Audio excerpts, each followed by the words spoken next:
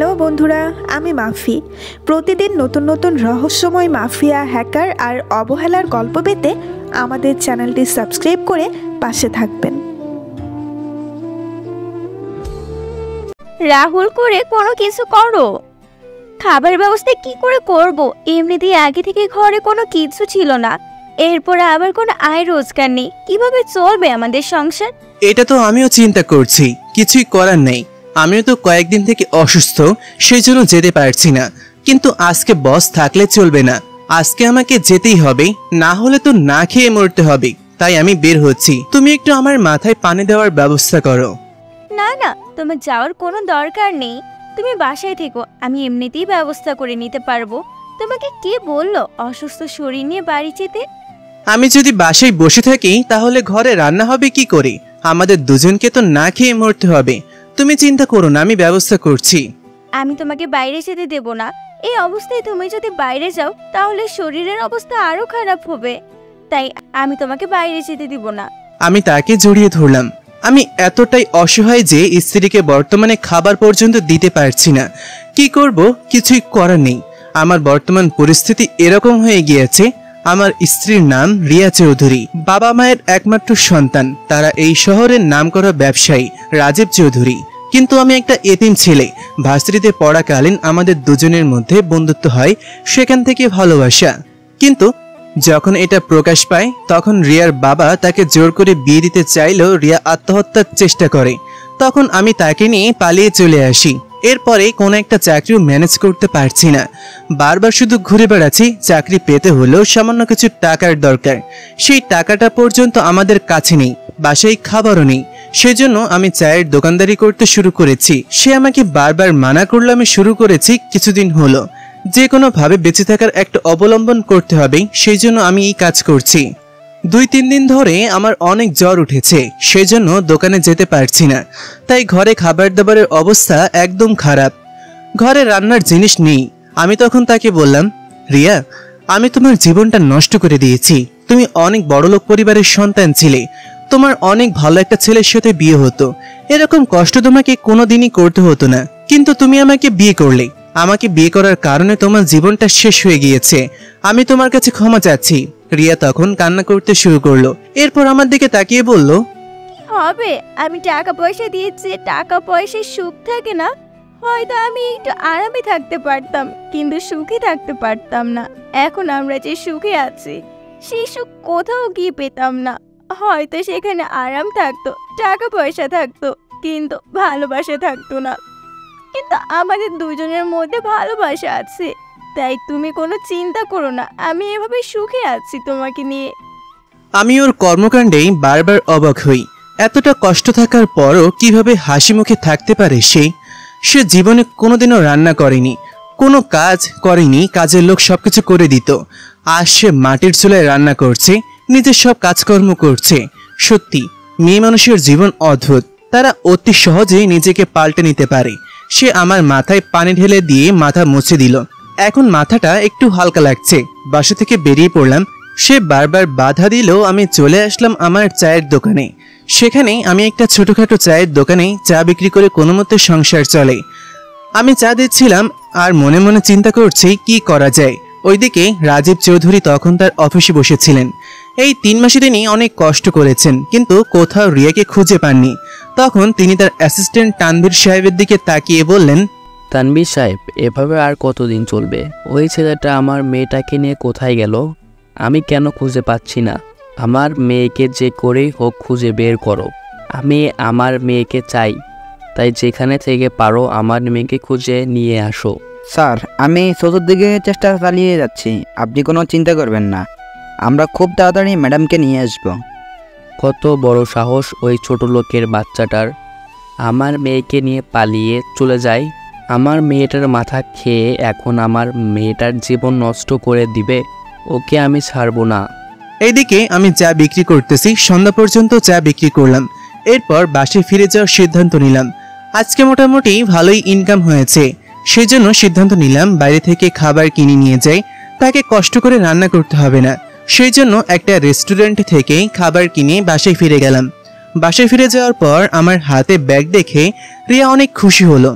কিন্তু সামনে এসে যখন দেখলো এটা বাইরের খাবার তখন অনেক বেশি রাগ করলো, আমার দিকে তাকিয়ে বলল, আমার রান্না ভালো লাগে না তাই না? সেই জন্য বাইরে থেকে খাবার কিনে নিয়ে এসেছো। আমি কতদিন বলছি না বাইরের খাবার খাবে না, এতে করে শরীর খারাপ করবে। এমনিতেই তুমি অসুস্থ, এর মধ্যে আবার বাইরের খাবার খাবে, তখন শরীরের অবস্থা কি হবে বুঝতে পারছো? আমিও তো তোমাকে নিষেধ করেছিলাম ভার্সিটির লাইফে বাইরের খাবার না খাওয়ার জন্য, কিন্তু তখন তো তুমি আমাকে বাইরের খাবার খাওয়ার জন্য অনেক চাপ দিতে, জোর করে আমাকে রেস্টুরেন্টে নিয়ে গিয়ে তখন কি শরীর খারাপ হতো না? আমি বুঝি সবকিছু রিয়া, কিন্তু কি করব, আমার যে সামর্থ্য নেই। তার এই কথা শোনার পর আমি নিশ্চুপ হয়ে গেলাম। কি বলবো কিছুই বুঝতে পারছি না। সত্যি সে সত্য কথা বলতেছে। আগে আমি তাকে জোর করে নিয়ে যেতাম রেস্টুরেন্টে, কিন্তু এখন আমি সেটা বন্ধ করে দিয়েছি, কারণ টাকা পয়সা থাকে না। আমার স্বপ্ন পূরণ করতে গিয়ে তাকে অনেক কষ্ট করতে হবে। সেই জন্য আমি রাহুলকে বললাম এরকম কথা আর কোনো দিন বলবে না। আগে এক সময় ছিল, কিন্তু এখন এটা নেই, তাই সময়ের সাথে সবকিছু পাল্টে নিতে হবে। হঠাৎ করে সে আমাকে জড়িয়ে ধরে, আমি কিছুই বুঝতে পারলাম না। জড়িয়ে ধরে কান্না করে বলল, আমি সত্যি ভাগ্যবান তোমার মতন একজন স্ত্রী পেয়ে। তুমি সত্যি অসাধারণ, তোমার চরিত্র আমাকে প্রতিদিনই মুগ্ধ করে। তোমার কথায় যে শান্তি আছে এটা কল্পনা করার মতন নয়। সবাই টাকা পয়সা চায় না, কেউ নিঃস্বার্থ ভালোবাসা চায়। আমি চাই তুমি সারা জীবন এভাবেই ভালোবাসো আমাকে, কোনো দিন আমাকে ছেড়ে যাবে না। সারা জীবন আমরা এভাবেই কাটিয়ে দিব। কথা দিলাম আমার শেষ নিঃশ্বাস পর্যন্ত তোমার জন্য আমি নিজের জীবন উৎসর্গ করার জন্য প্রস্তুত থাকব। তাই তুমি কোনো চিন্তা করো না, আমরা এভাবেই থাকব। হয়েছে, অনেক কষ্ট করে এসেছো, এখন যাও ফ্রেশ হয়ে আসো। আমি প্যাকেটগুলো খুলে খাবার রেডি করতেছি। আমি তখন আর কিছু না বলেই চলে আসলাম। হাত মুখ ধুয়ে দুজন মিলে একসাথে খাবার খাচ্ছি। তখন রিয়া আমার দিকে তাকিয়ে বলল, রাহুল, আমাদের তো এভাবে চলবে না, আমাদের দুজনকে কিছু একটা করতে হবে। হঠাৎ করে এরকম বলছো কেন? আমাদের দুজনকে কেন করতে হবে? তোমাকে কোনো কাজ করতে হবে না, আমি চেষ্টা করছি তো চাকরির। যদি চাকরি হয়ে যায় তাহলে আর চিন্তা থাকবে না। আমি বারবার বলেছি না তোমাকে চাকরি করতে হবে না, তুমি চাকরি করবে না, তোমাকে নিজের পায়ে দাঁড়াতে হবে। চাকরি হয়তো পেয়ে গেলে, কিন্তু কয়দিন পর চাকরি চলে গেলে আবার একই অবস্থা। আমি সেইটা চাই না। আমি চাই আমরা নিজেরা স্বাবলম্বী হব। কিন্তু তুমি যে এরকম করে কথা বলছো, এরকম কাজ করার জন্য তো অনেক টাকার প্রয়োজন। সেই টাকা আমরা কোথায় পাবো? শোনো না, আমি বলছিলাম কি আমার আংটিটা বিক্রি করে দেখবো। এটা বিক্রি করে মোটা একটা টাকা পাওয়া যাবে, তখন তো আমাদের যে কোনো কিছু একটা করতে সাহস পাওয়া যাবে। তার এই কথা শুনে আমার কাছে ব্যাপারটা ভীষণ খারাপ লাগলো। আমি তার দিকে তাকিয়ে একটু রাগে কণ্ঠে বললাম, এসবের কোনো প্রয়োজন নেই, এটা অসম্ভব। আমি কখনোই এই কাজ করতে পারবো না। ওটা তোমার এবং আমার, এটা আমি কোনোদিনও ব্যবহার করব না আমার ব্যক্তিগত কোনো কাজে। কারণ এটা তোমার আম্মু তোমাকে বিয়ের জন্য দিয়েছিল। যেহেতু তার পছন্দের ছেলের সাথে তোমার বিয়ে হয়নি, তাই এটার ওপর আমার কোনো অধিকার নেই। আমার এরকম কথা শুনে সে কিছুক্ষণ আমার দিকে তাকিয়ে থাকলো। এরপর অসহায় কণ্ঠে আমার দিকে তাকিয়ে বলল, তোমার অধিকার না থাকলেও তো এটার উপর আমার অধিকার আছে। এটা আমাকে দেওয়া হয়েছে, তাই এটা ব্যবহারের অধিকার আমার আছে। আমি এটা বিক্রি করতে চাই। যদি আমরা ভালো কিছু করতে পারি তাহলে এরকম অনেক আংটি পাওয়া যাবে, কিন্তু যদি কিছু করতে না পারি তাহলে সারা জীবন এভাবে কাটাতে হবে। তাই আমার মনে হয় এটা বিক্রি করা দরকার। এই কাজ করা বন্ধ করো। আমার নিজের পায়ে দাঁড়াতে হলেই নিজের যোগ্যতায় দাঁড়াতে হবে। আমি কেন করব এটা? আমি চেষ্টা করব, কিন্তু এভাবে কিছু করা আমার কাছে কেমন জানি মনে হচ্ছে। আমার আর ভালো লাগছে না। সেই জন্য খাবার টেবিল থেকে উঠে গেলাম। উঠে গিয়ে শুয়ে পড়লাম। একটু পর রিয়া সবকিছু গুছিয়ে আমার কাছে আসলো। এসে আমার দিকে তাকিয়ে বলল, রাহুল, আমি তোমাকে যেটা বলছি এটা তুমি শোনো। এরকম অনেক আংটি পাওয়া যাবে, কিন্তু আব্বু যে কোনো সময় চলে আসতে পারে। তাই আব্বু আসার আগে আমাদেরকে কিছু একটা করতে হবে। আমাদের খুঁজে পাওয়ার আগেই যদি আমরা ভালো একটা পজিশনে চলে যাই তাহলে আমাদের কিছু করতে পারবে না। কিন্তু রিয়া, আমার কাছে কেমন জানি মনে হচ্ছে আমি এটা বিক্রি করতে পারবো না। এটা তোমার আম্মুর দেওয়া, এটা আমার কাছে বিক্রি করা কেমন জানি মনে হচ্ছে। ঠিক আছে, তোমাকে বিক্রি করতে হবে না, আমি বিক্রি করব। তুমি শুধু আমাকে নিয়ে যাবে, আমি এটা বিক্রি করব। এরপর আমি তোমাকে সেই টাকা দিব। তুমি কোনো চিন্তা করো না। আমি তোমাকে একটা জিনিস বলবো ভাবছিলাম। আমি চিন্তা করেছি আমরা একটা অনলাইন ডেলিভারি কোম্পানি করব। আমি তো ভালো রান্না করতে পারি, আম্মুর কাছ থেকে শিখেছিলাম। হয়তো রান্না করিনি কোনোদিন, কিন্তু শিখেছিলাম। আর তুমিও তো রান্না করতে পারো। আমরা যদি খাবার ডেলিভারির বিজনেস করি তাহলে ব্যাপারটা কেমন হবে? তুমি ডেলিভারি দিলে আর আমি রান্না করলাম। রিয়ার এরকম আইডিয়া শুনে আমার কাছেও ভালো লাগলো। সেজন্য আমি তাকে বললাম, ঠিক আছে, এরকম ব্যবসা করা যেতে পারে। এটা বর্তমানে অনেক চলছে। এটা করতে গেলে তো প্রথমে আমাদেরকে কিছু জিনিস কিনতে হবে, আর প্রথমেই তো কেউ কোনো কিছু আমাদের কাছ থেকে কিনবে না। এটার জন্য প্রচার করতে হবে। কিনবে তুমি, কোনো চিন্তা করো না। আগে তোমাকে একটা বাইক কিনতে হবে। আমি টাকা পাওয়ার পরে তোমাকে দিয়ে দেব। তুমি একটা বাইক কিনবে, তারপর সেই বাইকে করে তুমি ডেলিভারি দেবে, আর আমি রান্না করে তোমাকে দেব। যদি আমরা দুজন মিলে কাজটা করি তাহলে দেখবে কাজটা অনেক সহজ হয়ে যাবে। আচ্ছা ঠিক আছে, এসব কালকে দেখা যাবে। বাইক কিনতে হলে তো সব টাকা খরচ হয়ে যাবে। আর যদি আমরা এই বিজনেস করি তাহলে আমাদের দোকান দিয়ে কি হবে? আমার দোকানটা বিক্রি করলেই 10-12 হাজার টাকা পাওয়া যাবে। ওই টাকা দিয়ে জিনিসপত্র কিনতে পারবো। আচ্ছা ঠিক আছে, তাহলে এইটাই থাকলো। কালকে সকালে আমি আর তুমি কি আংটিটা বিক্রি করে দিয়ে আসবো। তুমি এটা নিয়ে ভুলেও মন খারাপ করবে না, কারণ এইসব অনেক কিনতে পারবো যদি আমরা ব্যবসাটা সফলভাবে করতে পারি। আমি শুয়ে পড়লাম। পরের দিন সকাল হতেই রিয়া আমাকে যাওয়ার জন্য তাড়াহুড়া করতে লাগলো। তবুও আমার মন কেমন জানি করছে এই কাজ না করার জন্য। তবুও তার জোরাজুরিতে বের হয়ে গেলাম। তারপর জানতে পারলাম এটা নাকি অনেক দামি একটা আংটি। তাদের পরিবারের এই আংটিটা প্রায় 2 লক্ষ টাকা দিয়ে বিক্রি করলাম। এরপর বাসায় ফিরে আসলাম। রিয়াকে বাড়িতে রেখে আমিও দোকানটা বিক্রি করে দিলাম। এখন আমাদের একটা কাজ করতে হবে। আমরা যে বাসায় থাকি, প্রথমে সেই বাসার মালিকের 2 মাসের ভাড়া পাওনা ছিল, সেটা দিয়ে দিলাম। বাসার মালিক আমাদের দিকে তাকিয়ে বললেন, বাবা রাহুল, আমি জানি তোমাদের অবস্থা, কিন্তু আজকে তোমাদের দেখে মনে হচ্ছে টাকা আছে। আমাকে একটা সহযোগিতা করবে বাবা? আমরা দুজন যখন তার দিকে তাকিয়ে আছি, মানুষটা অনেক ভালো। অনেক দিন থেকে আমাদেরকে সহযোগিতা করছে। অনেক সময় আমাদের নিজের ঘরে রান্না করে দাওয়াত দিয়ে খাইয়েছে।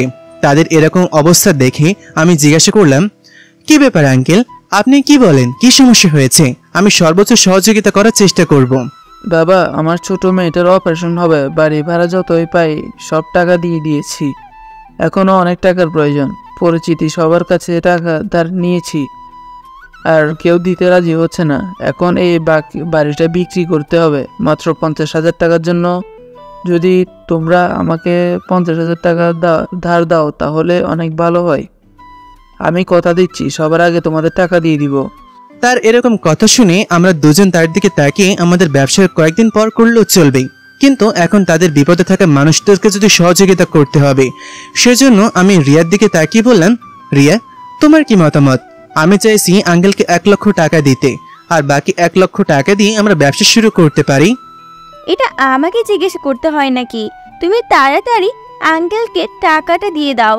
এখন সে করিয়ে হোক, আঙ্কেলের মেয়েকে সুস্থ করতে হবে, পরে আমাদের যা হবার তা হবে। আমি অনেক খুশি হয়ে আঙ্কেলকে টাকাটা দিয়ে দিলাম। তিনি টাকাটা পাওয়ার পর কান্না করতে শুরু করলেন। আমি তখন তার কাছে গিয়ে তাকে বললাম, আঙ্কেল, দয়া করে কান্না করবেন না। আপনার এখন শক্ত থাকতে হবে। আপনি এই টাকাটা নিয়ে যান। আপনি সবার শেষেই আমার টাকাটা দিন, সমস্যা নেই। আগে আপনি আপনার মেয়েকে সুস্থ করে তোলেন। আমরা তো আপনার সন্তানেরই মতো। বাবা, আমি জানি তোমাদের পরিস্থিতি। তোমরা এই টাকাটা হয়তো অনেক কষ্ট করে ম্যানেজ করেছো, এখন আমাকে দিয়ে দিচ্ছ। কি বলছেন আঙ্কেল? আপনি দয়া করে এসব বলবেন না। আপনি আমাদের অনেক সহযোগিতা করেছেন। আমরা এটা দিয়ে ছোট একটা ব্যবসা শুরু করতে চাইছিলাম। সেই জন্য এই টাকাটা দিয়ে রাহুলের জন্য একটা বাইক কিনতে চাইছিলাম। কিন্তু এখন আপনার মেয়েকে সুস্থ করে তুলতে হবে আগে। আপনি আপনার মেয়েকে সুস্থ করে তুলে পরে এসব কথা হবে। তোমরা আমার গাড়িটা নিতে পারবে? এটা তোমার কয়েকদিন ব্যবহার করতে পারো, পরে আমি টাকা দিয়ে দিলে তোমরা বাইক কিনবে। আপাতত তোমরা আমার গাড়িটা ব্যবহার করো। তার কোনো প্রয়োজন নেই আঙ্কেল, আমরা পরে সবকিছু করব। দরকার হয় আমরা একটা পুরনো বাইক কিনব, কিন্তু এখন গাড়ির কোনো প্রয়োজন নেই। যদি প্রয়োজন হয় তাহলে অবশ্যই আপনি আছেন। আপনি আমাদের বাবার মতন, আপনি আমাদেরকে সহযোগিতা করবেন। এখন আপনি তাড়াতাড়ি যান, আপনার মেয়ের অপারেশনের ব্যবস্থা করুন। আঙ্কেল চলে গেলেন। একজন বিপদে পড়া মানুষকে সহযোগিতা করতে পেরে আমরা অনেক খুশি ছিলাম। আমরা তখন বাসায় ফিরে আসলাম। আঙ্কেলের 2 তলা বাসার ছাদে আমরা থাকতাম, যাতে ভাড়ার কম প্রয়োজন হয়। সব ঘরে গ্যাস আছে, কিন্তু আমাদের ঘরে সেই ব্যবস্থাটা ছিল না। মাটির চুলায় রান্না করতে হতো। আমরা রুমের ভিতরে চলে গেলাম, তখন রিয়া আমাকে বলল, রাহুল, তুমি একটা কাজ করো, তুমি একটা পুরনো বাইক দেখো কিনতে পারো কিনা, বাজারে যাবে। আমি আজকে থেকে সব কিছু শুরু করতে চাই। আমার কিছু বান্ধবী আছে, তাদেরকে বলবো, তারা ভার্সিটির হলে থাকে, তাদেরকে আমি রাতের বেলা খাবারের ব্যবস্থা করে দিব। দেখবে খুব তাড়াতাড়ি এটা পুরো ভার্সিটিতে পপুলার হয়ে যাবে। আচ্ছা ঠিক আছে, তাহলে আমি দেখতেছি পুরনো বাইক পাওয়া যায় কিনা। তুমি তো তাড়াহুড়ো করো না তো, এত তাড়াহুড়া করলেই সবকিছু বেচতে যাবে, তাই আস্তে আস্তে সবকিছু করতে হবে। তবে আঙ্কেলকে সহযোগিতা করার কারণে মনের ভিতর একটা আনন্দ কাজ করতেছে, বিশ্বাস করো। হ্যাঁ, আমারও ভালো লাগছে আঙ্কেলকে সহযোগিতা করতে পেরে। উনি অনেক বিপদের মধ্যে পড়ে গিয়েছিলেন। তুমি যে বারবার শুধু আমাকে টাকার কথা বলছো, দেখছো আঙ্কেল কি কম বড়লোক মানুষ? এখন কত বড় বিপদের মধ্যে পড়েছেন। টাকা পয়সা কিছুই না, মানুষের জীবনটা অদ্ভুত। তাই তুমি আর কোনো দিন টাকা পয়সার ব্যাপারে আমাকে কোনো কথা বলবে না। তুমি বারবার বলো আমার কষ্ট হয়, তোমার টাকা পয়সা নেই বলে কি? দেখো আমার কোনো কষ্ট নেই। আমি তখন রিয়াকে জড়িয়ে ধরে বললাম, আসলেই তোমার মতন বউপা আমার ভাগ্যের ব্যাপার। আমি ভাগ্য করে তোমাকে পেয়েছি, হয়তো কোনো ভালো কাজ করেছিলাম জীবনে, এই জন্য আল্লাহ তোমাকে এনে দিয়েছেন আমার জীবনে। হয়েছে, এখনো ঢং করতে হবে না, যাও তাড়াতাড়ি খুঁজে দেখো। আমার ব্যবসা শুরু করতে হবে, এখন থেকে আমি ব্যবসা করব। তোমাকে সব ডেলিভারি করতে হবে, আর কিছুই না। তুমি তাড়াতাড়ি যাও, দেখো একটা পুরনো বাইক ম্যানেজ করতে পারলে ভালো হবে। আমি তখন রিয়ার কথা মতন বাইরে চলে আসলাম। খুঁজতে খুঁজতে একটা দোকানে গেলাম যেখানে পুরনো বাইক বিক্রি করা হয়। সেখান থেকে 50,000 টাকা দিয়ে একটা বাইক কিনলাম, আর বাকি টাকা থেকে কিছু টাকা দিয়ে বাজার করে বাসায় ফিরলাম।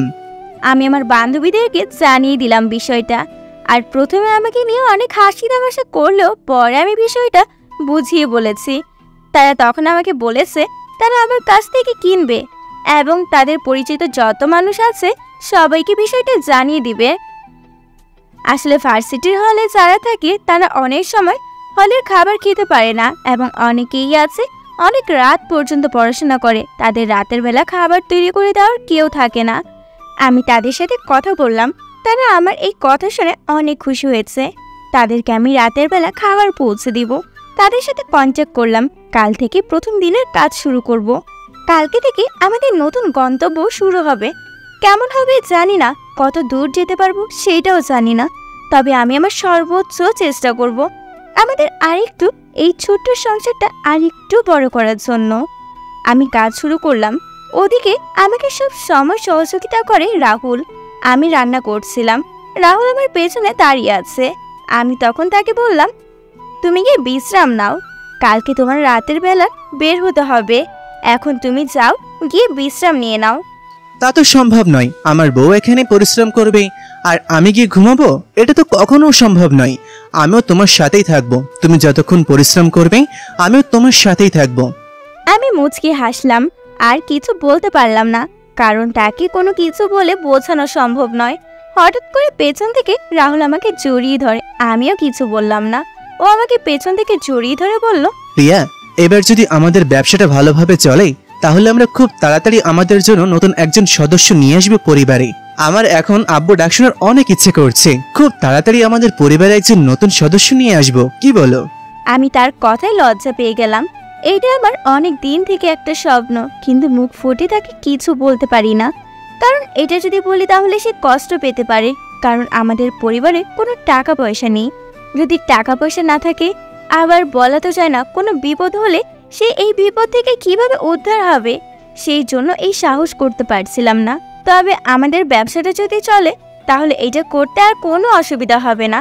প্রথম দিনের কাজ মোটামুটি শেষ। আমি রান্নার কাজ যেগুলো করছিলাম সেগুলো পরের দিন সকালে গরিবদের মধ্যে বিলিয়ে দিলাম। আমাদের আশেপাশে যত গরিব মানুষ আছে সবাইকে ডেকে নিয়ে আসলাম। প্রথম দিনের খাবার আমি তাদেরকে দিতে চাই। সন্ধ্যাবেলায় আবার রান্না করব বিক্রির জন্য, কিন্তু এগুলো আমি বিক্রির জন্য রান্না করিনি, এগুলো রান্না করেছি শুধুমাত্র এই মানুষগুলোকে খাওয়ানোর জন্য, কারণ তাদের তো আর প্রয়োজন আছে আমাদের দুজন। তৃপ্তি ভরে তাদেরকে খাওয়ালাম। আমাদের অনেক ভালো লাগছিল। সন্ধ্যার সময় আমার বান্ধবীর কাছ থেকে জেনে নিলাম কার কি প্রয়োজন। সবার কাছ থেকে লিস্ট নিয়ে রান্না করতে বসে গেলাম। সব কিছু শেষ করে আমি রাহুলের হাতে দিয়ে দিলাম। সে বাইক নিয়ে বেরিয়ে পড়লো। আমি রিয়ার কাছ থেকে খাবার নিয়ে ভার্সিটির দিকে চলে গেলাম। আজকে আমার প্রথম কাজ। মনের মধ্যে কেমন যেন কাজ করছিল। আমি তখন ভার্সিটির হলের কাছে পৌঁছলাম। তখন তার বান্ধবী তানিয়ার কাছে কল করলাম। সে বাইরে বেরিয়ে আসলো, সাথে আরো কয়েকটা মেয়ে। আমি তানিয়াকে ভালো করে চিনি, আমার থেকে বয়সে ছোট, তবে রিয়ার সাথে খুব ভালো বন্ধুত্ব তার। তানিয়া আমার কাছে এসে হাসি মুখে বলল, দুলাভাই এসেছেন আপনি? আপনার জন্যই অপেক্ষা করছিলাম। আমি তখন তাকে খাবারগুলো এগিয়ে দিয়ে বললাম, ম্যাডাম এখানে আপনার খাবার আছে, আর আপনাদের সাথে যাদের অর্ডার ছিল সবাই নিয়ে যান। এখানে সবার নাম তো লেখাই আছে, আমি তো সবাইকে চিনতে পারছি না। আরে দুলাভাই, এটা কি বলছেন আপনি? ম্যাডাম করে বলছেন কেন? আমি আপনার বইয়ের বান্ধবী, আর আপনি আমাকে ম্যাডাম করে বলছেন? এটা কিন্তু ঠিক না। সেটা অন্য জায়গায়, কিন্তু এখন আপনি আমার কাস্টমার, আর আমি আপনার ডেলিভারি দেওয়ার জন্য এসেছি। তাই এই সম্পর্কটা থাকুক, এর বাইরে কোনো সম্পর্ক আমি প্রকাশ করতে চাই না। তখন আমি শুনতে পেলাম পাশে দাঁড়িয়ে থাকা আরেকটা মেয়ে তার বান্ধবীকে বলছে, দোস্ত, রিয়ার জীবনটা নষ্ট হয়ে গেছে এই ছেলেটার সাথে বিয়ে হওয়ার কারণে। দেখ, এখন তোদের খাবার ডেলিভারি করে টাকা ইনকাম করতে হচ্ছে।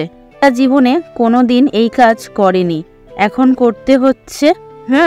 তানিয়া তখন তার বান্ধবীর দিকে ফিরে তাকিয়ে তাকে ঝাড়ি দিল, কিন্তু আমার কাছে ব্যাপারটা অনেক খারাপ লাগলো। আমি তখন তাদেরকে খাবার দিয়ে টাকা নিয়ে বাসায় আসলাম। বাসায় ফিরে আসার পর রুমে বসে আছি, কোনো কথা বলছি না। এটা দেখার পর রিয়া আমার কাছে আসলো, এসে আমার দিকে তাকিয়ে বলল, কি ব্যাপার, তুমি হাসি মুখে বাসা থেকে বেরিয়ে গেলে আর এখন মুখ গোমরা করে বসে আছো, এর কারণ কি? আমি কোনো কথা বলছি না, সে আমার দিকে তাকিয়ে আছে। আমি তখন তাকে বললাম, না কিছু হয়নি, এমনি ভালো লাগছে না।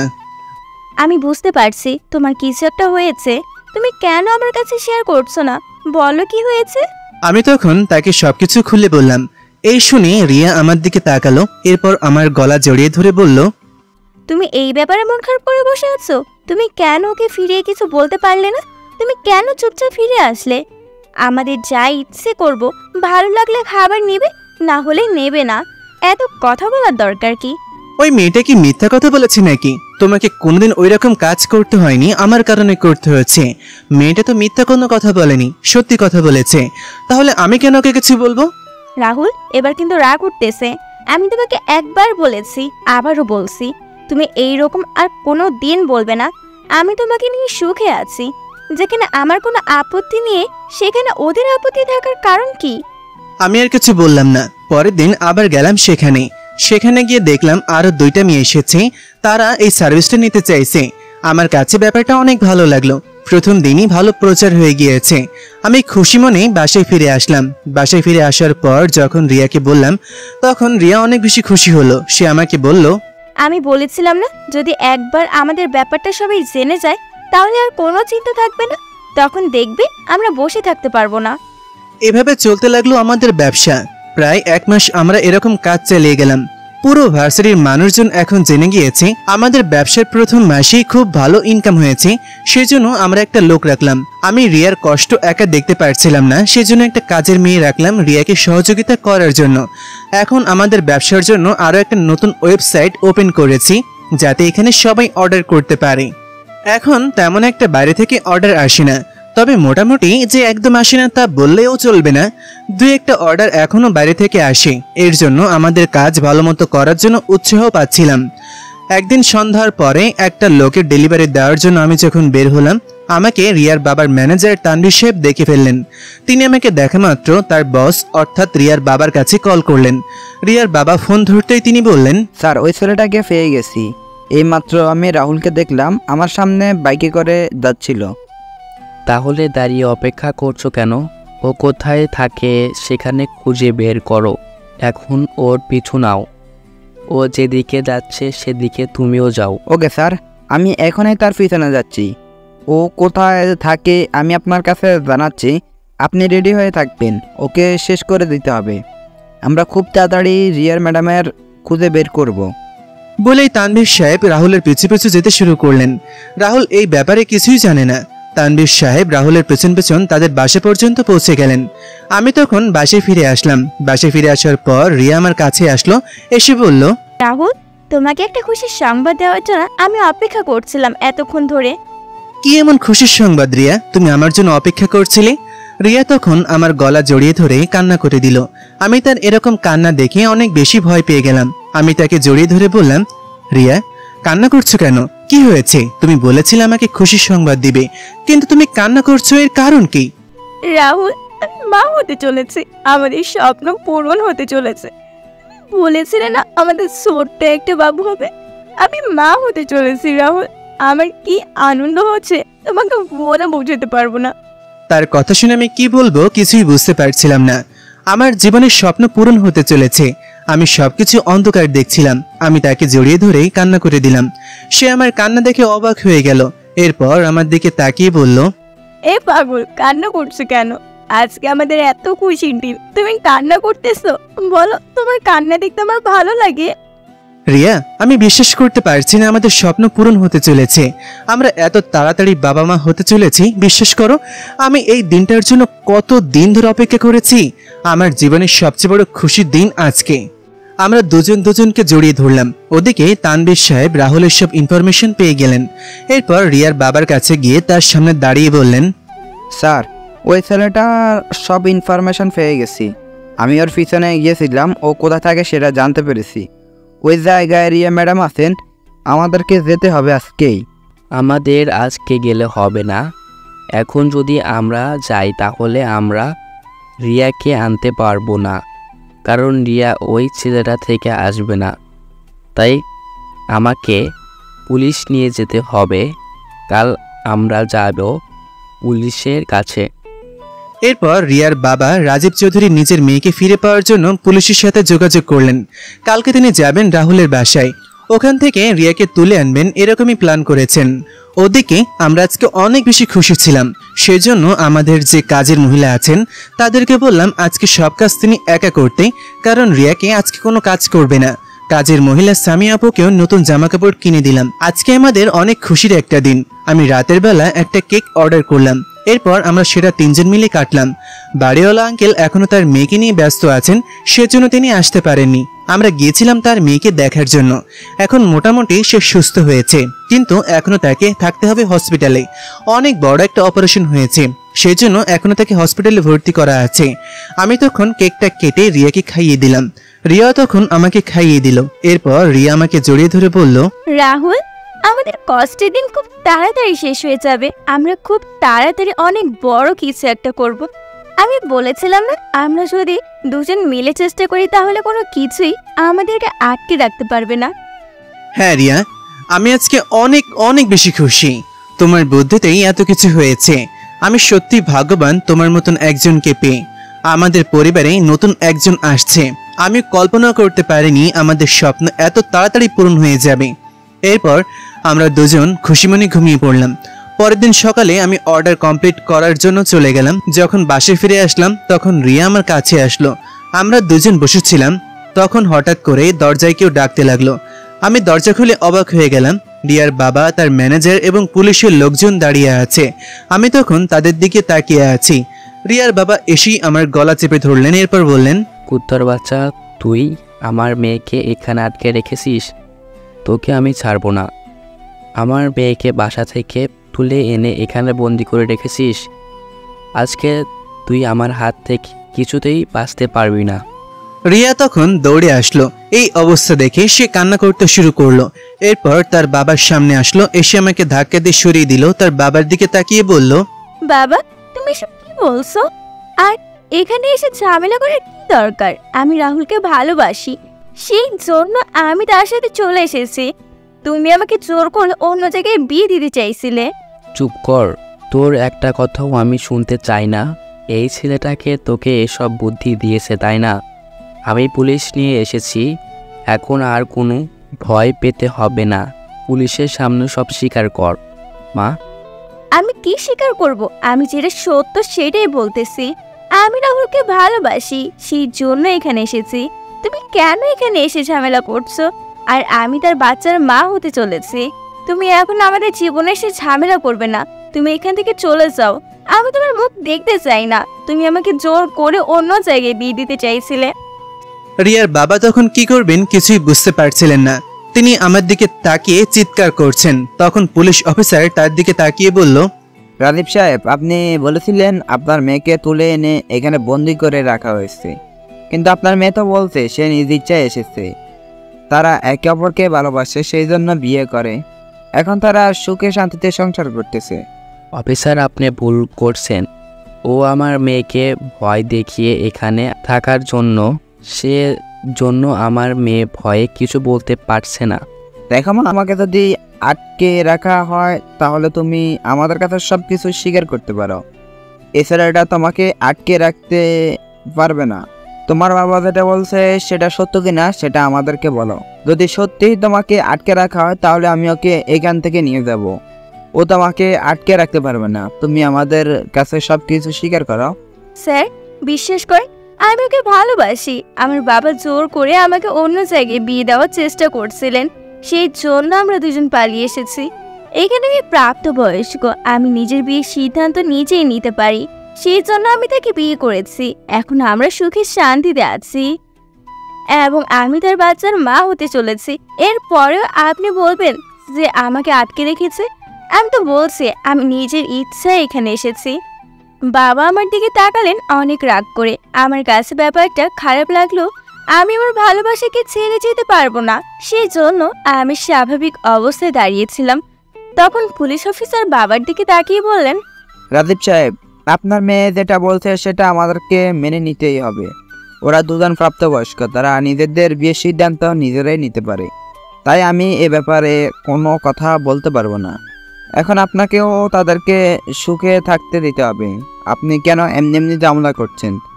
তারা যদি একে অপরকে নিয়ে সুখে থাকে তাহলে আপনার উচিত এটা মেনে নেওয়া। অফিসার, আপনি এটা কিভাবে বলতে পারলেন? এই রাস্তার একটা এতিম ছেলে আমি মেনে নিব আমার মেয়ের জামাই হিসেবে? আমার এত টাকার সম্পত্তি সব কিছু দখল করার জন্য এই ছেলে আমার মেয়ের পিছু পড়েছে। ওকে আমি ছাড়বো না। মিস্টার চৌধুরী, চুপ করেন। আপনি অনেক সম্মানিত একজন ব্যবসায়ী, এজন্য আমি আপনাকে কিছু বলতে পারছি না। কিন্তু আপনি একটা কথা শুনে রাখুন, আপনি যদি এদেরকে কোনো ঝামেলা ফেলার চেষ্টা করেন তাহলে অবশ্যই আমি আপনার বিরুদ্ধে ব্যবস্থা নেব। আমি এতক্ষণ চুপ করেছিলাম, কোনো কথা বলছিলাম না। পুলিশ অফিসার তখন চলে গেলেন। রিয়ার বাবা তখন আমার দিকে তাকিয়ে চিৎকার করে বললেন, তোকে আমি ছাড়বো না। তোকে আমি একটা শিক্ষা দেব, তুই আর বাঁচতে পারবি না। তুই আমার সাথে লাগতে এসেছিস, তুই আমাকে চিনিস না। এমন শিক্ষা দেব যে আর জীবনে পা তুলে হাঁটতে পারবি না। আমি তখন তার সামনে এগিয়ে গিয়ে তাকিয়ে বললাম, মিস্টার, আপনার মেয়ে যদি যেতে চায় তাহলে আমার কোনো আপত্তি নেই। রিয়া যখন থাকতে চাইছে তখন আমার কোনো আপত্তি নেই, কিন্তু আপনি এরকম ঝামেলা করার অধিকার রাখেন না। আমাদের একসাথে থাকার অধিকার আছে। আমি আমার স্ত্রীকে এখানে রেখেছি। যদিও আমাকে ভুলে আপনার সাথে যেতে চাই তাহলে আমার কোনো আপত্তি নেই। আপনি আপনার মেয়েকে নিয়ে যান। আমি রাহুলের কথা শুনে রাহুলের পাশে এসে দাঁড়ালাম। এরপর রাহুলের হাত ধরে বললাম, বাবা, তুমি আমার সিদ্ধান্ত নিশ্চয়ই বুঝে গেছো এতক্ষণে। এখন এইখান থেকে চলে যাও, আমি তোমার সাথে যেতে চাই না। আমি রাহুলকে নিয়ে সুখে আছি, তাই তুমি এমনি এমনি আমাদের জীবনে এসে ঝামেলা করো না। আমি তোমাকে আমার বাবা বলেই স্বীকার করি না। যে টাকার জন্য নিজের মেয়েকে বড়লোক একটা ছেলের কাছে বিক্রি করে দিতে চায়, সেই বাবাকে আমি কোনো দিন বাবা বলে স্বীকার করব না। মা, তুই এসব কি বলছিস? তুই এই ছেলেটার কথা শুনে আমার সাথে বেয়াদবি করছিস। এর শাস্তি কিন্তু ওকে পেতেই হবে।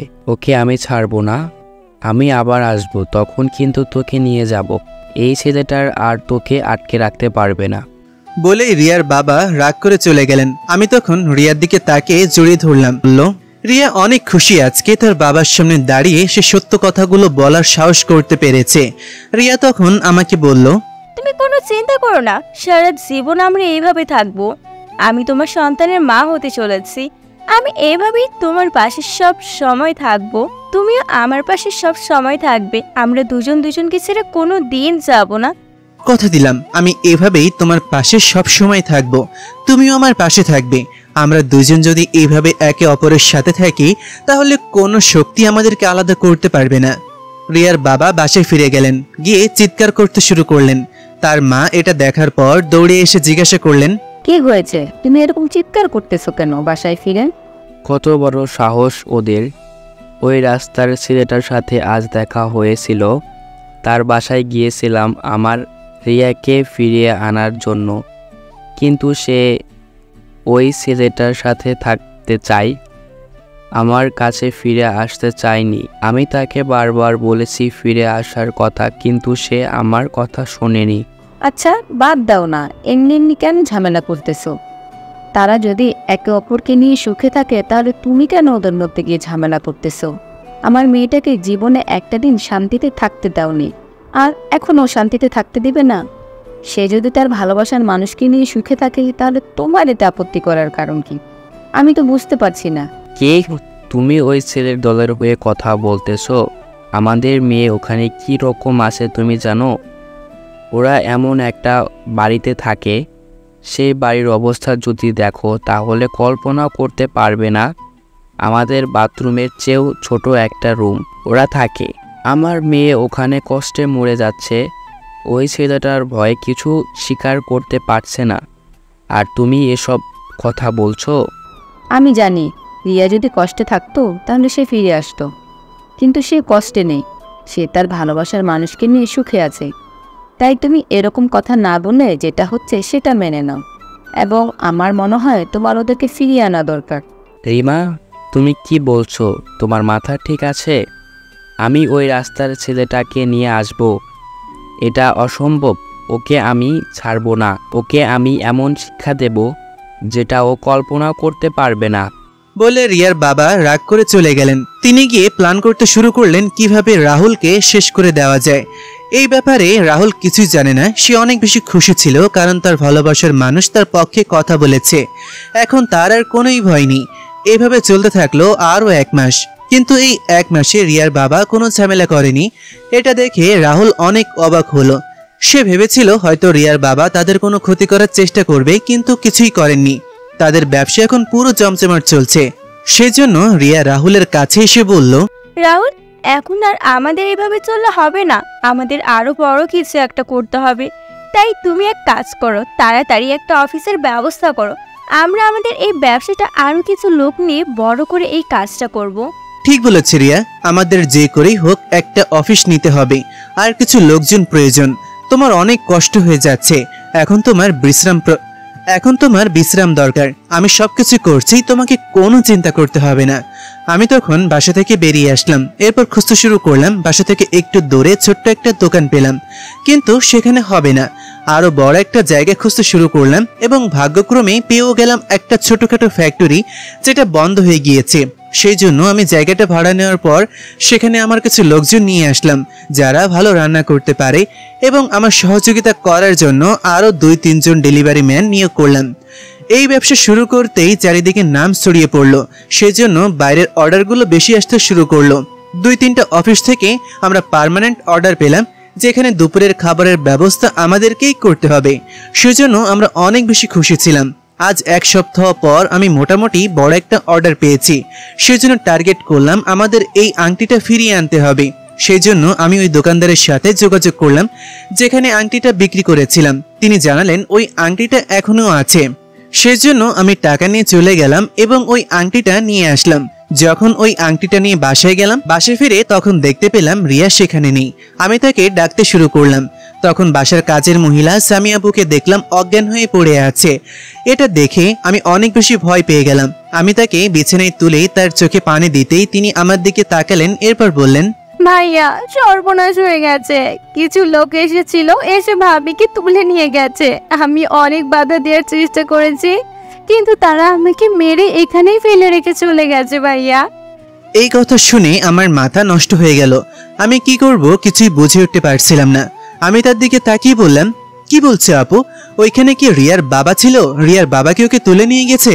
না ভাইয়া, ওই লোকটা নয়, অন্য কয়েকটা লোক যারা কালো কাপড় পরে এসেছিল। আমি তাদেরকে চিনি না, তারা এসে ভাবিকে তুলে নিয়ে গেছে। আমি কিছুই বুঝতে পারছি না গো। আমি তখন কি করব কিছুই বুঝতে পারছিলাম না। কান্না করে বেরিয়ে গেলাম রিয়ার বাসার উদ্দেশ্যে। এখন যে করেই হোক রিয়াকে খুঁজে বের করতে হবে। তারা রিয়ার ক্ষতি করার চেষ্টা করবে এটা আমি জানি। রিয়ার বাবার বাসায় গেলাম। সেখানে গিয়ে দরজায় নক করতেই রিয়ার বাবা দরজা খুললেন। এরপর আমাকে দেখে চিৎকার করে বললেন, তুই এখানে কেন এসেছিস? তোর সাহস কি করে হলো আমার বাড়িতে পা রাখার? তোর মতো একটা রাস্তার ছেলে আমার বাড়িতে উঠবে? আমি মেনে নিতে পারবো না। এখনই তুই আমার বাড়ি থেকে বেরিয়ে যা। আমি আপনার বাসায় থাকতে আসিনি মিস্টার রাজীব চৌধুরী, আমি আমার স্ত্রীকে নিতে এসেছি। আপনি কেন আপনার লোক পাঠিয়ে আমার স্ত্রীকে তুলে নিয়ে এসেছেন? রিয়ার বাবা তখন অনেকটা অবাক হয়ে জানালেন তিনি এই ব্যাপারে কিছুই জানেন না। তখন তিনি আমার দিকে তাকিয়ে বললেন, কি বললি? আমার মেয়েকে তুলে নিয়ে গেছে? তুই আমার মেয়েকে নিয়ে চলে গিয়েছিলি, এখন আমার মেয়েকে খুঁজে দে। তোকে আমি ছাড়বো না। যদি আমার মেয়ের কিছু হয় তাহলে তোর অবস্থা কতটা ভয়ঙ্কর হবে বুঝতে পারবি। আর আমি এই ব্যাপারে কিছু জানি না। আমি কেন আমার মেয়েকে তুলে নিয়ে আসব? ভেবেছিলাম আমার মেয়ে যদি সুখে থাকে তাহলে আমার কিছু চাওয়ার নেই, সেজন্য চুপ করেছিলাম। কিন্তু তুই এসব কি বলছিস? আমি তখন তার দিকে তাকালাম, এরপর বললাম, আপনি সত্যি এই ব্যাপারে কিছুই জানেন না? আমি তো ভেবেছি আপনি আমার উপর রাগ করে আপনার মেয়েকে তুলে নিয়ে এসেছেন, সেই জন্য আপনার বাসায় আসলাম। তোকে আমি ছাড়বো না। তুই আমার মেয়েকে নিয়ে পালিয়েছিস, এখন আমার মেয়ে হারিয়ে গেছে। তোকে আমি ছাড়বো না। আমার মেয়ে যদি কিছু হয় আমি তোকে পুলিশের কাছে দেব। বলে তিনি গাড়ি নিয়ে বেরিয়ে পড়লেন। আমি অবাক হয়ে তাকিয়ে আছি। তিনি যদি এসব ব্যাপারে কিছুই না জেনে থাকেন তাহলে কারা তুলে নিয়ে গেল? আমিও খুঁজতে শুরু করলাম, কিন্তু রিয়াকে কোথাও খুঁজে পেলাম না। প্রায় 2 দিন আমি না খেয়ে না ঘুমিয়ে থাকলাম, কিন্তু ব্যর্থ হয়ে গেলাম, খুঁজে পাচ্ছিলাম না। আমি বারবার বাসায় ফিরে আসছিলাম, ভেবেছিলাম হয়তো রিয়া ফিরে আসবে, কিন্তু রিয়াকে কোথাও খুঁজে পেলাম না। আমি কান্না করছিলাম, আমার ভুলের কারণে এসব হয়েছে। আমরা বেশি লোভ করতে গিয়েছিলাম। যদি আমার আজকে বাসায় ব্যবসা থাকতো তাহলে আমি বাসায় থাকতে পারতাম। এত লোভ করতে গিয়ে বাইরে ব্যবসা করেছি, সেজন্য বাইরে যেতে হয়েছে। এই সুযোগ পেয়ে রিয়াকে তুলে নিয়ে গিয়েছে। এখন আমি কি করব? এইভাবে প্রায় 1 সপ্তাহ খুঁজলাম, কিন্তু কিছুতেই রিয়াকে খুঁজে পেলাম না। আমার মাথা একদম নষ্ট হয়ে গিয়েছে, আমি কিছুই করতে পারছি না। তখন বাসায় শুয়ে শুয়ে কান্না করছিলাম। কাজের মহিলা সামিয়া আপু আমার কাছে এসে বললেন, ভাইয়া, ভাবিকে খুঁজে পাওয়া যাচ্ছে না বলে আপনি এইভাবে ভেঙে পড়েছেন। আপনাদের ব্যবসা কি হবে? আর ব্যবসা আপু, আমার স্বপ্নের মানুষটা যদি না থাকে তাহলে এই স্বপ্নের ব্যবসা দিয়ে কি হবে? কি বলছেন ভাইয়া? ব্যবসা বন্ধ করে দিলে কিভাবে চলবে? ভাবির অনেক বড় স্বপ্ন ছিল এই ব্যবসাটা অনেক বড় হবে। আপনি ভাবিকে খুঁজে না পেলেও ভাবির স্বপ্নের এই ব্যবসাটা বড় করেন, দেখবেন আপনি মনে শান্তি পাবেন। ভাবি যদি হারিয়ে গিয়ে থাকে তবু সে এটা শুনলে অনেক বেশি খুশি হবে ভাইজান। আমি আর কোনো কথা বললাম না, চিন্তা করতে শুরু করলাম। সত্যিই তো, রিয়ার অনেক স্বপ্ন ছিল এই ব্যবসাটা অনেক বড় হবে, কিন্তু সে আমার থেকে চলে গেল। আমি তখন আকাশের দিকে তাকিয়ে কান্না করতে করতে বললাম, রিয়া, তুমি এভাবে আমাকে ছেড়ে চলে গেলে? তুমি তো কথা দিয়েছিলে আমাকে ছেড়ে চলে যাবে না, কিন্তু আমাকে না জেনে তুমি এভাবে হারিয়ে গেলে। তোমাকে ছাড়া আমি কতটা অসহায় সেটাকে তুমি জানো না? প্লিজ ফিরে আসো। তোমাকে ছাড়া আমি একটা মুহূর্ত চিন্তা করতে পারি না। তুমি আমার জীবনে প্রতিটা নিঃশ্বাসে মিশে আছো। বাবা, আমি তোমাকে বারবার বলেছি, এখনো বলছি, তুমি আমাকে রাহুল থেকে আলাদা করতে পারবে না। তাই তুমি আমাকে ছেড়ে দাও। আমাকে বন্দি করে রেখে কি বোঝাতে চাইছো? চুপ, একদম চুপ। আর একটা কথা বলবি, আমি ভুলে যাব তুই আমার সন্তান। তুই আমার সম্মান ডুবিয়েছিস। একটা রাস্তার ছেলের সাথে তুই পালিয়ে গিয়েছিস। আমার সম্মান কতটা আঘাত লেগেছে সেটা কি তুই চিন্তা করিসনি একবারও? বাবা, আমি তো তাকে ভালোবাসি। তুমি কেন এটা বুঝতে পারছো না? আমি তাকে অনেক ভালোবাসি। তুমি আমাকে ছেড়ে দাও। আমাদের বিয়ে হয়ে গেছে, আমি তার সন্তানের মা হতে চলেছি। তুমি কেন এখন আমাকে বাধা দিচ্ছ? একদম চুপ করে থাকবি। ভালোবাসা এসব জানালা দিয়ে পালাবে যখন পকেটে টাকা না থাকবে। জীবনে আমি তোকে কোন কাজ করতে দিইনি, কিন্তু তুই ছেলেটার কাছে গিয়ে কি করছিস? রান্না করে মানুষের কাছে বিক্রি করছিস। আমি অপারেশনের ব্যবস্থা করব, এরপর ওর সন্তানটাকে নষ্ট করে দিব। আর আমার বন্ধুর ছেলের সাথে যেভাবে বলেছিলাম সেভাবে তোর বিয়ে হবে। সে তোকে বিয়ে করতে রাজি, তাই এখন চুপচাপ এখানে থাকবি। যদি একটু বাড়াবাড়ি করার চেষ্টা করিস তাহলে ছেলেটাকে আমি শেষ করে দেব। বলে বাবা রুম থেকে বেরিয়ে গেলেন। আমি কান্না করতে শুরু করলাম। কি করব বুঝতে পারছি না। বাবা আমাকে সেদিন তুলে এনেছিল। এই ব্যাপারে কেউ কিছুই জানে না। কিন্তু আমাকে রুমের মধ্যে বন্দি করে রেখেছে। তখন আম্মু আমার কাছে আসলেন, এসে আমাকে জড়িয়ে ধরলেন। আমি আম্মুকে জড়িয়ে ধরে কান্না করতে করতে বললাম, আম্মু আমি রাহুলকে ছাড়া বাঁচবো না, আর আমি আমার সন্তান নষ্ট করতে পারবো না। আমার স্বামী রাহুল, ওর সন্তান আমার পেটে, আমি কেন এটা নষ্ট করে দেব? তুমিই বলো, আমি ওকে ছাড়া বাঁচবো না। আমাকে এখান থেকে বের করে দাও। মা, তুই কোনো চিন্তা করবি না, সব কিছু ঠিক হয়ে যাবে। আমি সব কিছু ঠিক করতে তোকে সহযোগিতা করব। আমি তোকে এখান থেকে বের হতে দেব, কিন্তু এখন তোকে চুপ করে থাকতে হবে, কিছু করলে চলবে না। আগে তোকে এখানে সন্তানটার জন্ম দিতে হবে। যদি তুই এখন এখান থেকে পালিয়ে যাস, তাহলে তোর বাবা তোকে খুঁজে বের করে শেষ করে দিবে। যদি তোকে শেষ করতে না পারে, তাহলে রাহুলের কোনো ক্ষতি করার চেষ্টা করবে, অথবা তাদের সন্তানের ক্ষতি করার চেষ্টা করবে। তাই তোকে অপেক্ষা করতে হবে। আমি তোকে একটা বুদ্ধি শিখিয়ে দিচ্ছি, এটা তোর বাবা আসার পর বলবি, এমনিতেই ঠিক হয়ে যাবে। আমি তখন আম্মুর কাছ থেকে বুদ্ধিটা শুনলাম। এটা শোনার পর আমার কাছেও ভালো লাগলো। এইটা করলে হয়তো কিছুটা হলেও শান্তিতে থাকতে পারবো। কিন্তু রাহুলের জন্য অনেক বেশি চিন্তা হচ্ছে। ও কি করছে কিছুই জানি না। আমি এখানে বসে আছি, বাবা বাড়ির বাইরে আমার জন্য লোক লাগিয়ে দিয়েছে, যাতে আমি বাড়ি থেকে বের হতে না পারি। আমি এখন কি করব, সেই জন্য বাবার আসার অপেক্ষা করতে শুরু করলাম। যখন বাবা বাসায় ফিরে আসলো, তখন আম্মু চলে গেল বাবার কাছে।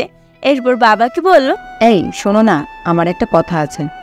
আমি ওকে বারবার বুঝিয়েছি, সে আমার কথা শুনেছে, কিন্তু এখন তোমাকে একটু শান্ত হয়ে আমার কথা শুনতে হবে। ওকে এভাবে আটকানো যাবে না, পরে নিজের কোনো ক্ষতি করে ফেললেই আমাদের একমাত্র মেয়ে সব কিছু হারাতে হবে। কিন্তু আমি কিছুতেই ওই ছেলেকে আমার বাড়ির জামাই হিসেবে মেনে নেব না। তুমি তোমার মেয়েকে ভালো করে বুঝিয়ে দাও, ওই ছেলেটাকে ভুলে যেতে বলো। সেটা আমি ওকে বলেছি, ও কিছুটা হলেও বুঝতে পেরেছেন, কিন্তু তোমাকে এখন অপেক্ষা করতে হবে ওর সন্তানটা পৃথিবীতে চলে আসুক। এরপর আমরা ওই সন্তানকে যে কোনো এতিমখানায় দিয়ে দেব। রিমা, তোমার মাথা নষ্ট হয়ে গেছে। আমরা ওর সন্তান আসার অপেক্ষা করব, মানে ওর যদি সন্তান চলে আসে তাহলে তো ও আরও পাগল হয়ে যাবে। আরে তোমাকে কি বলছি তুমি বুঝতে পারছো না? পৃথিবীতে প্রত্যেকটা মানুষের এক একটা স্বপ্ন থাকে, আর মেয়েদের জীবনের সবচেয়ে বড় স্বপ্ন হলো মাতৃত্বের স্বাদ গ্রহণ। তাই আমি চাই তুমি একটু অপেক্ষা করো। ও জীবনে এই প্রথমবার মা হতে চলেছে, তাই তুমি একটু অপেক্ষা করে যাতে ওর সন্তান পৃথিবীতে চলে আসে। এরপর আমরা ওকে বুঝিয়ে ওই সন্তানের দূরে সরিয়ে দেব। এরপর তোমার বন্ধুর ছেলের সাথে বিয়ে দিয়ে দেব। তাহলে তুমি তাকে কি বোঝালে? আর আমার বন্ধুর ছেলে কি সন্তান সহ ওকে গ্রহণ করবে? তোমাকে এই ব্যাপারে কোনো চিন্তা করতে হবে না।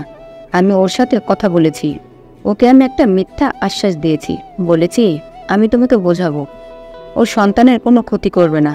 তবে এর জন্য একটা শর্ত দিয়েছি, ওই ছেলের সাথে কোনো যোগাযোগ করতে পারবে না। চিরদিনের জন্য রাহুলকে ভুলে যেতে হবে, কোনোদিন রাহুলের নাম মুখে আনতে পারবে না। এরকম হলে আমরা ওর সন্তানের কোনো ক্ষতি করব না।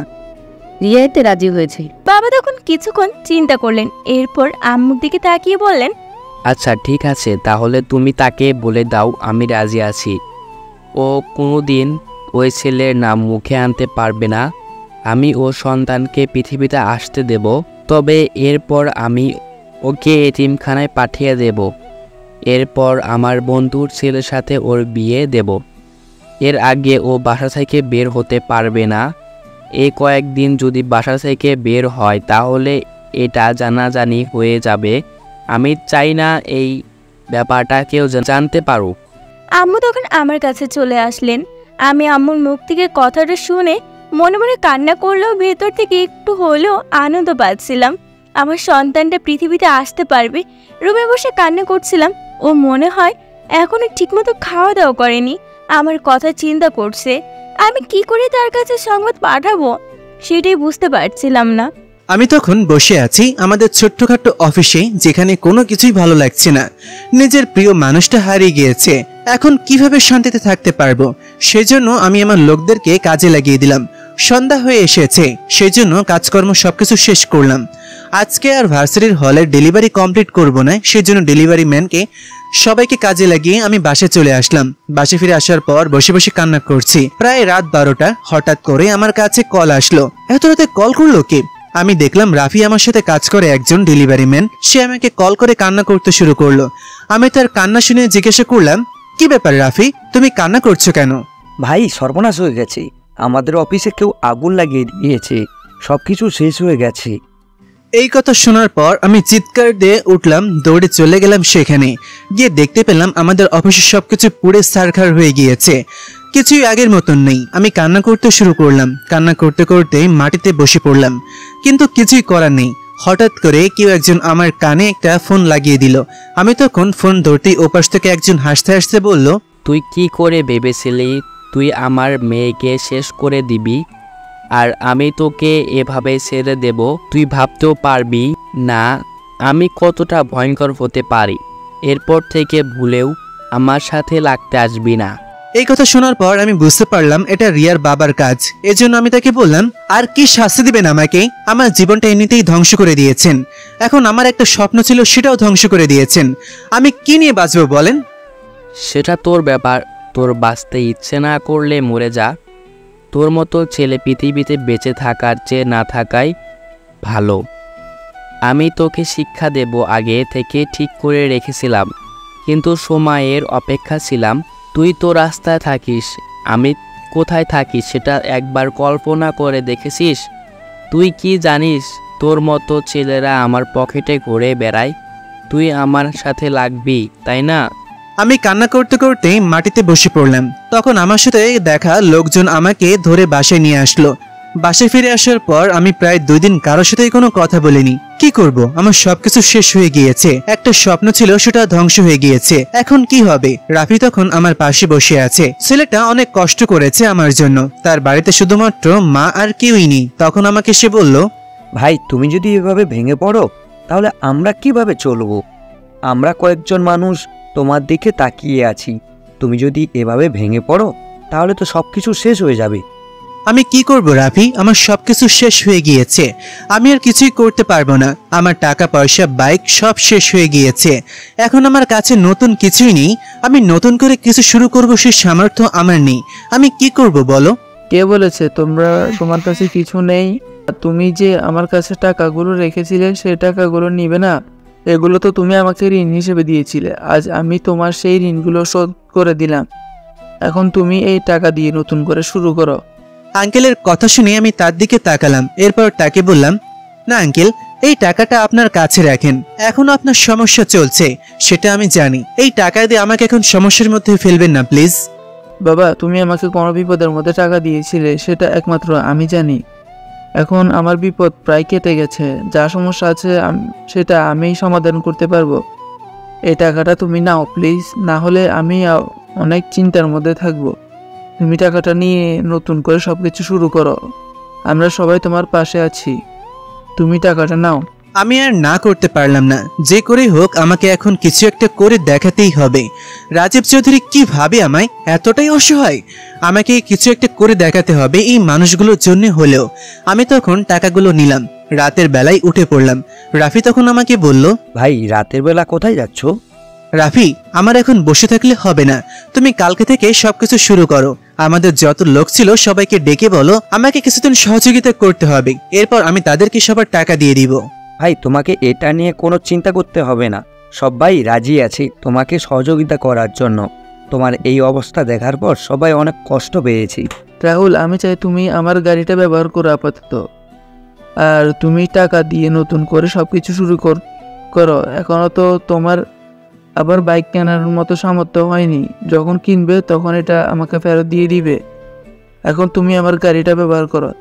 আমি তখন আঙ্কেলকে জড়িয়ে ধরে বললাম, আঙ্কেল, আপনি আমার বাবার মতোই, এভাবে সারা জীবন আমার ছায়া হয়ে থাকবেন প্লিজ। আমি আপনার ছেলের মতো, আপনি আমার পাশে থাকলে আমি যে কোনো কিছু করতে রাজি। শুধু আপনার ছেলের জায়গাটাই ঠাঁই দিবেন প্লিজ। তুমি তো আমার ছেলে বাবা, আমার কোনো ছেলে নেই। তোমাকে আমি সেই প্রথম থেকেই আমার ছেলের মতো দেখি। তুমি কাজ শুরু করো, আমি তোমার পাশে আছি, দেখা যাক কে তোমাকে আটকায়। আমি তখন বেরিয়ে পড়লাম।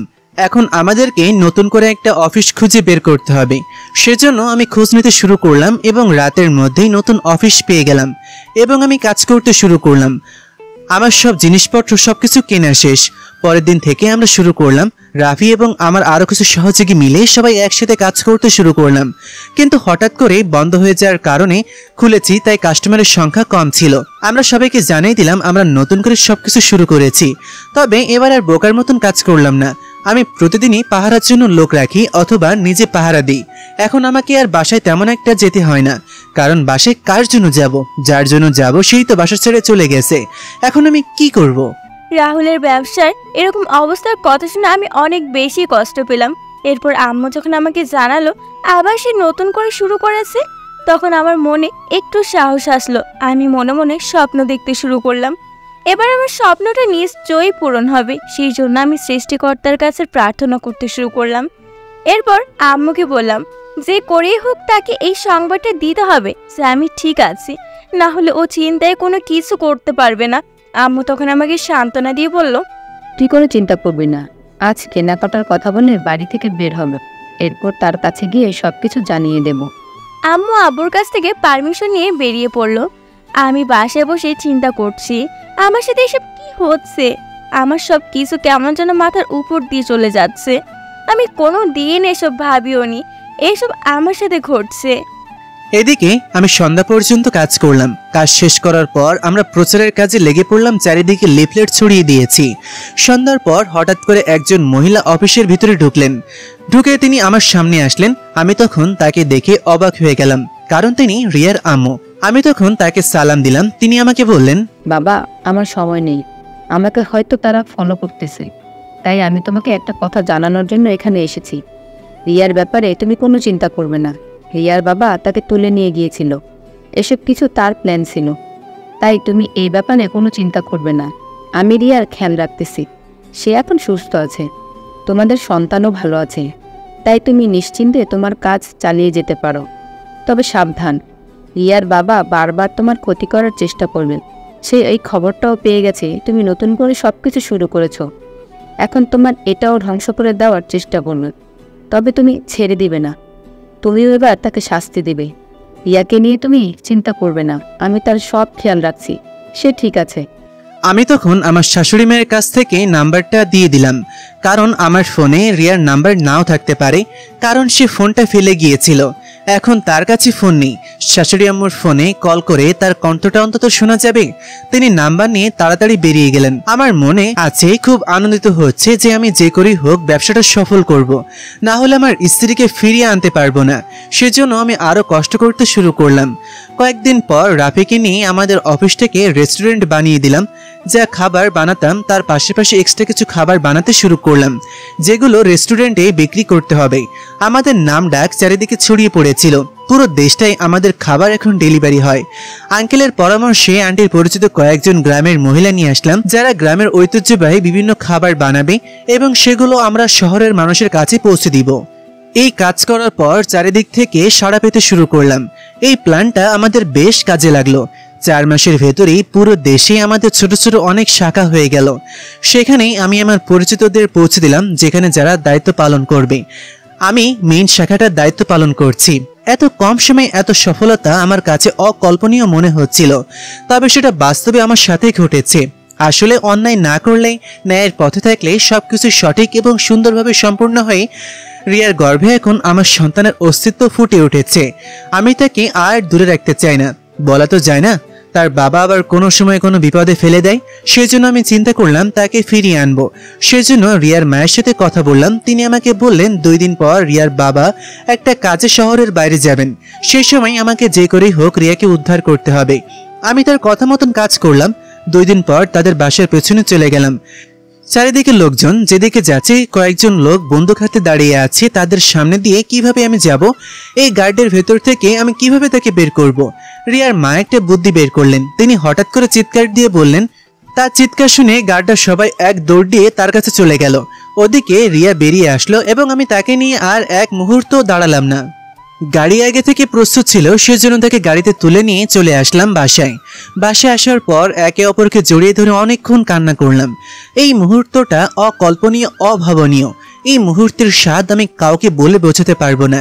এটা শুধু নতুন অনুভব করার মতন। কিন্তু 2 দিন পর যখন রিয়ার বাবা ফিরে আসলেন, তখন তিনি রিয়ার মাকে মারতে শুরু করলেন। এরপর বললেন, তোর কারণে রিয়া পালিয়ে গেছে। আমি জানি তুই ওকে পালিয়ে সাহায্য করেছিস। তোকে আমি ছাড়বো না। এর আগে ওদের শাস্তি দিতে হবে। ওদেরকে আমি ছাড়বো না, একদম শেষ করে দেব। রিয়ার বাবা তখন বন্দুক নিয়ে বের হয়ে আসলেন। এটা দেখার পর রিয়ার মা তাড়াতাড়ি করে আমাদের কাছে কল করলেন, সবকিছু খুলে বললেন আমাদেরকে। রিয়ার বাবা তানভীর সাহেব এবং আরো কিছু গুন্ডা নিয়ে আমাদের বাসার উদ্দেশ্যে রওনা দিলেন। আমি তখন পুলিশের কাছে কল করলাম। পুলিশ আগে থেকেই প্রস্তুত ছিল। তিনি যখন এসে আমাদের কাছে এসে গুলি করতে শুরু করলেন, তার লোকজন বাড়ি লক্ষ্য করে গুলি করতে করতে সামনের দিকে এগিয়ে আসছিল। বিভিন্ন জায়গায় ফুটো হয়ে আছে গুলি, বিভিন্ন জায়গায় ফুটো হয়ে গুলি ভিতরে ঢুকে যাচ্ছে। সেজন্য আমরা মাটিতে বসে পড়লাম। এর মধ্যে পেছন থেকে পুলিশ অফিসার এসে তাদের সবাইকে ধরে ফেললেন। রিয়া এটা দেখে বেরিয়ে এসে তার বাবার সামনে দাঁড়িয়ে বলল, তোমাকে বাবা বলতে আমার লজ্জা করছে। তুমি কিভাবে এই কাজটা করতে পারলে? তুমি আমার জীবনের কথাটা একবারও চিন্তা করলে না? তুমি কিভাবে আমার উপর গুলি করতে পারলে? যদি আমার সন্তানের কিছু হয়ে যেত তাহলে কি হতো? তোমাকে বাবা বলতে আমার ঘৃণা হচ্ছে। তোমাকে আমি আমার বাবা বলে স্বীকার করি না। স্যার, নিয়ে চলে যান এই লোকটাকে আমার সামনে থেকে।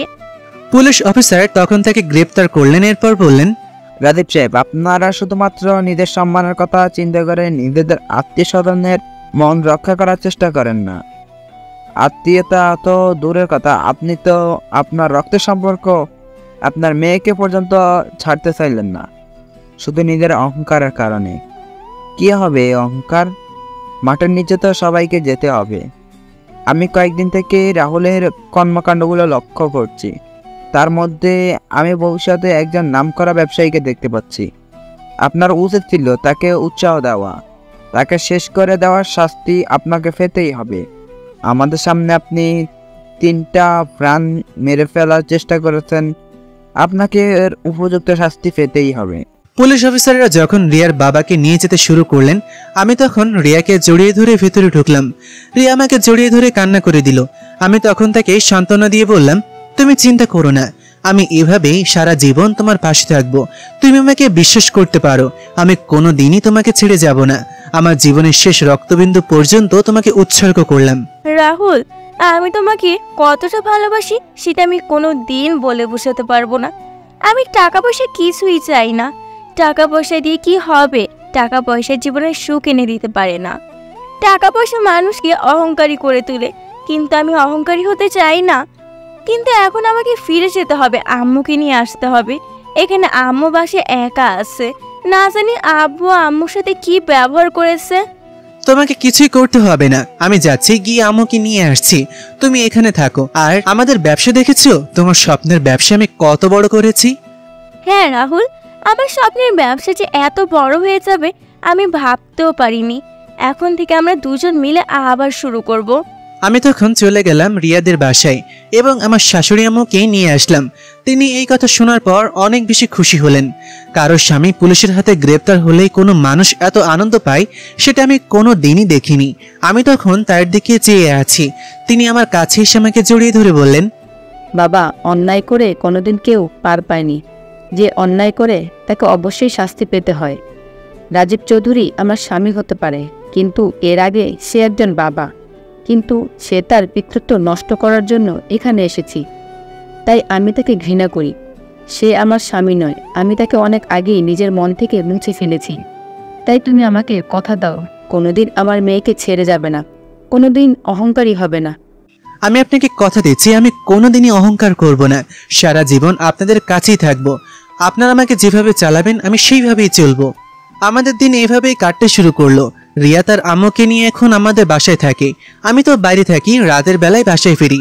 তখন মনের ভেতরে আলাদা একটা প্রশান্তি কাজ করে। আমার ব্যবসা দিন দিন বড় হতে শুরু করেছে। হঠাৎ একদিন গুরুত্বপূর্ণ একটা কাজে ব্যস্ত হয়ে পড়েছিলাম। একটা বড় অনুষ্ঠানের অর্ডার পেয়েছিলাম আমার রেস্টুরেন্টে। তখন আমি ক্লায়েন্টের সাথে কথা বলতে ব্যস্ত ছিলাম। আমার ফোনে অনেক কল আসছিল, আমি ফোনটা লক্ষ্য করিনি। 1 ঘন্টা পর ফোনটা রিসিভ করলাম। তখন রিয়ার আম্মু হাসি মুখে আমাকে বললেন, বাবা, তোমাদের একটা ছেলে হয়েছে।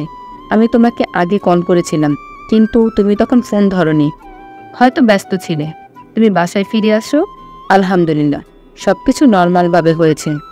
আমি তখন খুশি মনে বাসে ফিরে গেলাম। বাসে ফিরে যাওয়ার পর রিয়ার আনন্দ দেখে আমারও কেমন যেন আনন্দ মনে কাজ করছিল। জীবনে প্রথম এরকম পরিস্থিতির সম্মুখীন হচ্ছি আমি তখন তাকে জড়িয়ে ধরে কান্না করে দিলাম। এরপর তাদেরকে সারপ্রাইজ দেওয়ার জন্য 2 দিন পরে বেরিয়ে পড়লাম আঙ্কেলের বাসায়। পাশে বড় নতুন একটা বাসা নিয়েছি, সেটা রিয়াকে দেখালাম। এরপর বাসার চাবিটা তার হাতে দিয়ে বললাম, রিয়া, এই বাসাটাই আমি এবং তোমাদের জন্য কিনেছি। আমি তোমাদের আর ওই ছোট্ট ঘরে রাখতে চাই না। আমি কয়েকদিন আগে এটা কিনেছিলাম, কিন্তু আমি চাচ্ছিলাম আমাদের সন্তান নিয়ে আমি এখানে প্রবেশ করব, সেই জন্য অপেক্ষা করছিলাম। আজকে আমি তোমাকে এটা উপহার হিসেবে দিলাম। রিয়া তখন চারিদিকে তাকালো। সবখানেই সে যেরকম স্বপ্ন দেখেছিল সেরকম ভাবে সাজানো। আমি তখন তার হাত লম্বা করে তার হাতে আংটিটা পরিয়ে দিলাম, যেটা আমি ফিরিয়ে এনেছিলাম। রিয়া তখন আমাকে জড়িয়ে ধরে কান্না করতে করতে বলল, রাহুল, আমার জীবনে আর কিছু চাওয়ার নেই। আমার সব স্বপ্ন পূরণ হয়ে গেছে। এখন আমি তোমাকে নিয়ে বাঁচতে চাই। আমি রিয়াকে শক্ত করে জড়িয়ে ধরলাম। আজ 1 বছর পর আমার ছেলের প্রথম জন্মদিনে আমি আমার ছেলের নামে আমার কোম্পানির 6টা শাখা দেশে উদ্বোধন করলাম। দেশের গণ্ডি পেরিয়ে আজ আমার ওই ঘরের কোণের ব্যবসাটা বিশ্বজয় করেছে। এভাবে চলতে থাকুক আমাদের জীবন। আসলেই সত্যিকারের একজন ভালোবাসার মানুষ শক্ত করে হাতটা ধরলে সবকিছুই পাড়ি দেওয়া সম্ভব। তাই জীবনে সঠিক মানুষ নির্বাচন করুন। আজ এই পর্যন্তই, দেখা হবে পরবর্তী কোনো গল্পতে। সেই পর্যন্ত সবাই ভালো থাকবেন, সুস্থ থাকবেন।